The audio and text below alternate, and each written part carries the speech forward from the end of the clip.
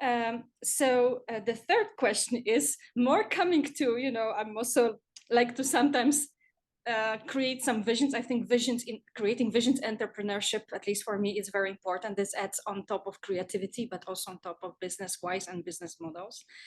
But this also adds to, the movie, which the question is a little bit relevant, Bruce Almighty, Jim Carrey, famous character.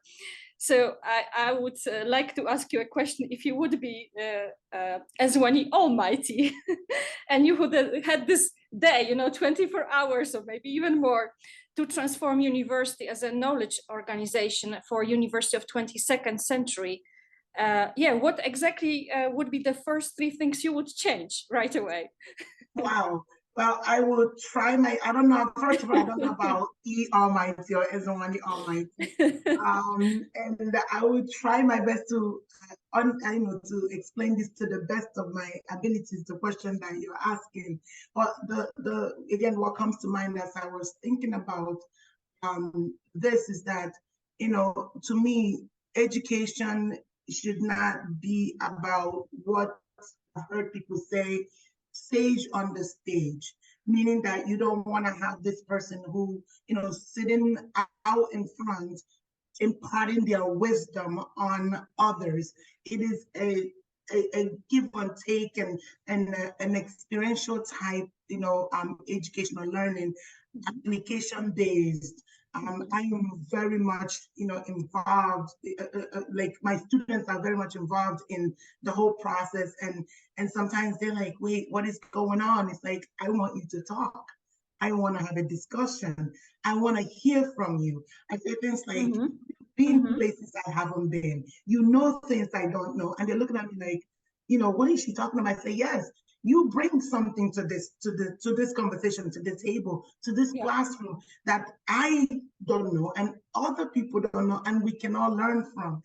I was, my one of the classes or the students, some of the students that I teach come from our culinary part, so they go and do all the culinary stuff, and then they come to us to learn how to run like the restaurant or the cafe or whatever that they want to learn. And so I teach them the entrepreneurial aspect, but in the process, other things come up.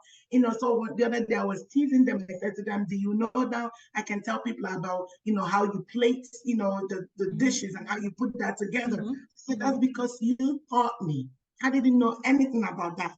And they're looking at me and say, "So I want to hear more from you.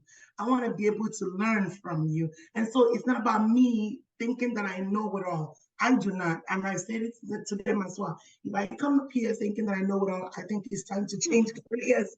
Because that's surprising, because, when I was studying in Poland, most of my education I did in Poland till master, and then I did PhD in the Netherlands.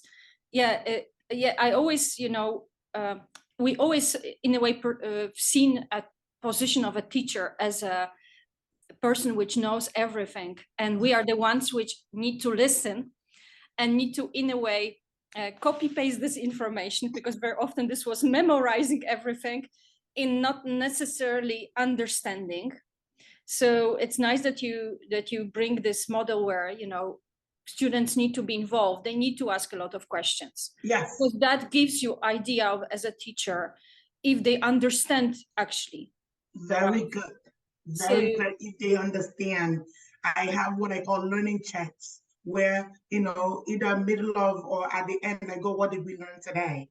And then I start, getting response, because then it gets them to stop and like listen and think through, what did we learn today?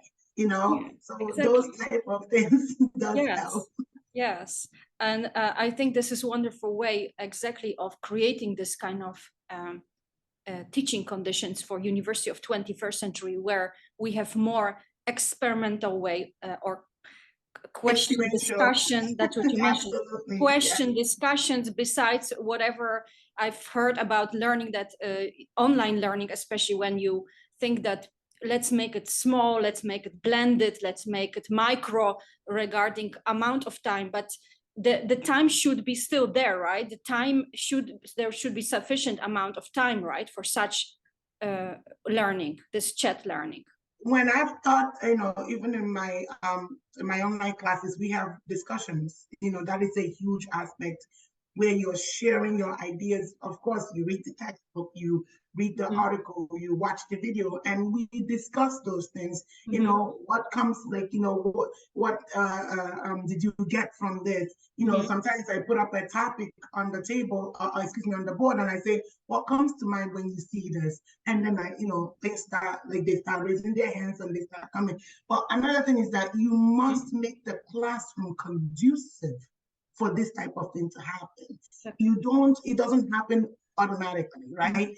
You must, make it so that it's okay for you to talk. And you don't have to be right all the time, but let's critically think through this process for us to come up, to the answer. And then sometimes, especially in entrepreneurship, we let research guide us to the answer. We don't, because sometimes it's like, well, is that the right answer? Well, what is research saying? Because you're dealing with your target audience. They are the ones who are the final, they make the decisions. You're the people that you're going after. So, that's another thing. You have to make the environment conducive enough for people to want to speak. And, and they don't feel like they're stupid for saying something, even when it's not right. Yeah, so exactly, there are no stupid questions. That's what I learned in Netherlands. That I would say also opened my mindset to indeed ask a lot of questions and learn based on these questions, that we are having safe environment that we can ask these questions. Yes. And especially in entrepreneurship, which, as you said, we don't have a Bible for entrepreneurship, what works, what doesn't work. It is very, it depends on depending on the conditions, on the target group, clients, ecosystem, business ecosystem. Absolutely. This is all going to be very different, and one rule doesn't apply to others and doesn't fit it all. So it's something which I think it's very, very good to know from you, that is creating already at the teaching level for University of 22nd Century, which I believe that we should all learn more about entrepreneurship, no matter what we do. If no we matter are what academia, if we pipette, we do experiments with animals, we have to at some point learn about entrepreneurship, because this is something very valuable for our quality and our future careers, I believe strongly. I really do think so, because one of the things I share with my students, and you mentioned experimentation, we do experimentation as entrepreneurs, and it's a little bit shocking at first to the students, but then I explain why. You are experimenting to go through the process of the product development, talking to you form hypotheses, and then you're going to go and test those hypotheses. So that's part of the experimentation, on the products or the services that you're developing, to make sure that your target audience are indeed willing and able to purchase this product or service that you put out there.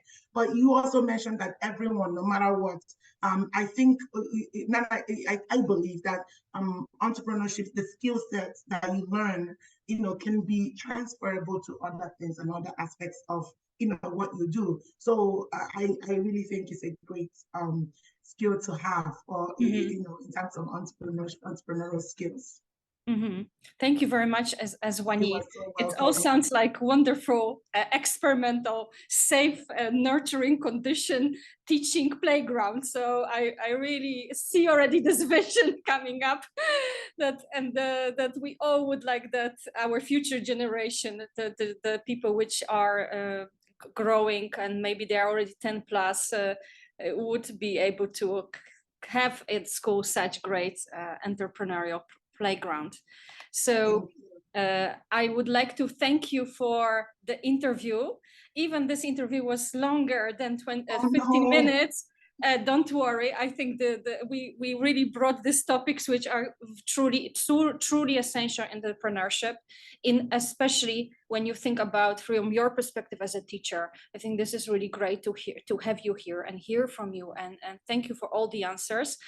And if you guys have all burning questions, I will place this interview as my vlog on my YouTube channel, and you are all very welcome to put any questions you have there in the comments, and I will also will be, I think, together with Ezenwayi, especially happy to provide you all the answers, which we could not let's say bring on this interview. But maybe this is an never-ending, continuous improvement. But maybe having more interviews with Ezenwayi. But we'll see. We will plan it in the future because I think this is some topic which always is going to be very important, especially for current generations, but also for future generations. So thank you.